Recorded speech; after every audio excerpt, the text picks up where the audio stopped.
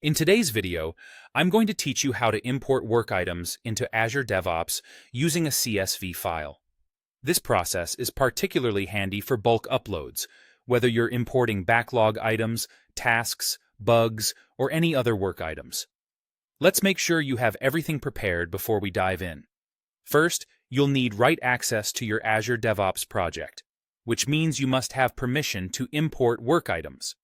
You also need a properly formatted CSV file that contains the work items you plan to import. It's important to be familiar with the work item types and fields present in your Azure Boards project. These could be user stories, tasks, bugs, and so on. At a minimum, your CSV should include the work item type and title columns if you're creating new items. For updating existing work items, you should include the ID, work item type, and title columns in your CSV. Now, let's get into the actual steps of importing your work items via CSV. Begin by preparing your CSV file.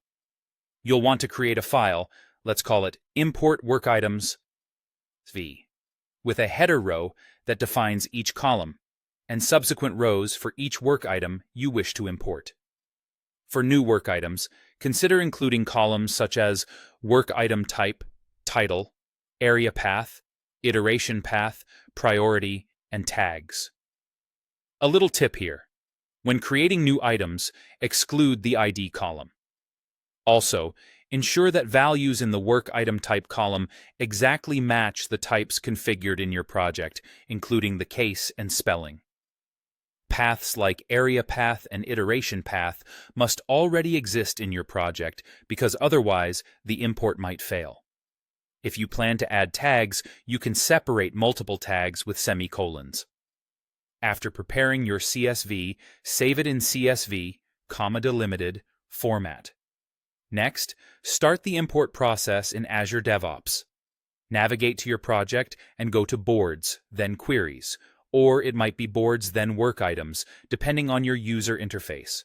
There you'll see the option to import work items, or something similar, in the menu. Click on that, then select your CSV file and click Import. After uploading, take some time to review the import results.